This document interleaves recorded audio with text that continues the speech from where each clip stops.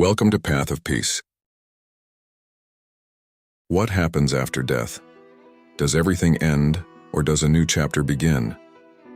If you have these questions in your mind like many others, then this story may offer some insight. Mahatma Gautama Buddha visited a Buddhist monastery in the village of Bartley with his disciples to preach to the villagers. On the second day, his beloved disciple Gambani passed away at the age of 80. Buddha's teaching emphasized that death is a part of life, and one should not grieve excessively, but instead find freedom from attachment. In this spirit, the monastery returned to normal the day after Gambani's death. 4 days later, during an evening gathering, Buddha lit a small lamp in the monastery courtyard and spoke about the wisdom and virtue of Gambani. Afterward, a disciple told Buddha that he had seen and heard Gambani in the monastery on 2 consecutive nights. Buddha calmly asked, "Where did you see monk Gambani?" The disciple replied, "In front of my cottage." Buddha then said, "Tonight some of us will stay near your cottage. We will see if we can observe what you saw." That night, Buddha and 8 disciples waited silently in front of the cottage, watching until dawn. When morning came, Buddha spoke to his disciples, saying, "Gambani did not come." The disciple insisted he had seen him on the previous nights, but Buddha smiled and said, "Return to your cottages. We'll speak again in the morning." After meditation and prayer the next day, Buddha gathered the disciples and asked, "You saw monk Gambani after his death? And he appeared the same as before?" The disciple nodded. Buddha replied, "Yesterday I understood that what you saw was created by the power of imagination and a longing in your mind. I stayed near your cottage last night to help you see through this delusion. Death is not a mysterious phenomenon.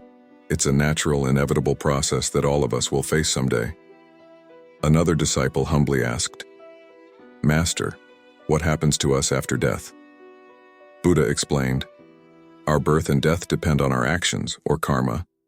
Life and death are part of a continuous cycle until one reaches enlightenment. Due to limited understanding of life's true purpose, people often remain attached to trivial things and desires. Birth, death, and enlightenment are interwoven, and until we reach true enlightenment, we return to this world of suffering." A disciple then asked, "Master, what is the form of our soul after death? Can we see it?" Buddha responded, "The soul, upon leaving the body, merges with nature. It is like air, unseen and intangible. What people refer to as a ghost or spirit is often a creation of their subconscious mind." The disciple asked again, "Master, could you explain it in simpler terms?" Buddha then instructed, "Close your eyes and focus. Imagine a calm, deep lake. Picture a white cat sitting on the water, with wings on its back. Now, see the cat flying joyfully above the lake in a beautiful environment." Everyone followed his instructions.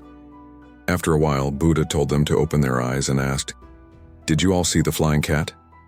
The disciples answered, "Yes, we saw it." Buddha smiled and said, "In reality, cats don't sit on water, nor do they have wings to fly. Yet you saw one because you combined familiar images from your mind: a lake, a cat, wings, and flying animals. Similarly, what people see after death is often an illusion created by the mind. The soul doesn't die but returns to nature, only to be reborn again in a cycle. Not only humans but all living beings pass through this cycle of birth and death. However, if we grasp the true essence of life in one lifetime, we can end this cycle of suffering."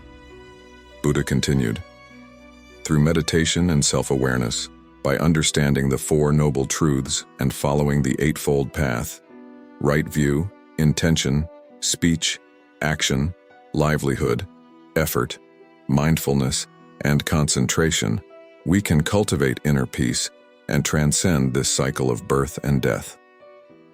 After sharing these teachings, Buddha wished his disciples peace and encouraged them to seek true understanding beyond illusions.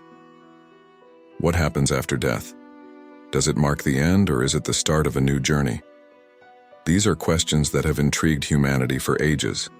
If you've pondered these mysteries, you might find the following story helpful. Mahatma Gautama Buddha once traveled with his disciples to a Buddhist monastery in the village of Bartley. They had come to spread teachings among the villagers, who welcomed them with warmth and devotion. The disciples settled into the monastery, and Buddha began sharing his wisdom with those who gathered. But on the second day, something unexpected happened. Buddha's beloved disciple, Gautam, passed away peacefully at the age of 80. Buddha had often taught that death is an intrinsic part of life, a natural transition rather than an event to be feared or grieved heavily. In his teachings, he urged people to find freedom from attachment, seeing grief as part of the binding cycle of life and suffering. Guided by this wisdom, Buddha and the other disciples accepted Gautam's passing with equanimity. The monastery resumed its usual peaceful rhythm, and the disciples continued their practices, honoring Gautam's life in a quiet, respectful way. 4 days later, Buddha organized an evening gathering in the courtyard of the monastery. The setting sun cast warm light over the courtyard as Buddha lit a small lamp. He invited all the disciples and villagers to join him, and he spoke of Gautama with love and respect, honoring his many years of dedication, kindness, and spiritual wisdom. At the end of this gentle memorial, one of the disciples approached Buddha with a look of uncertainty. With a low voice, the disciple said, "Master, I must share something strange. For 2 nights after Gautama's passing, I've seen him. He appeared right in front of my cottage. I could see him, hear him. He was just as he had been in life." Buddha looked at the disciple calmly and asked, "Where did you see him?"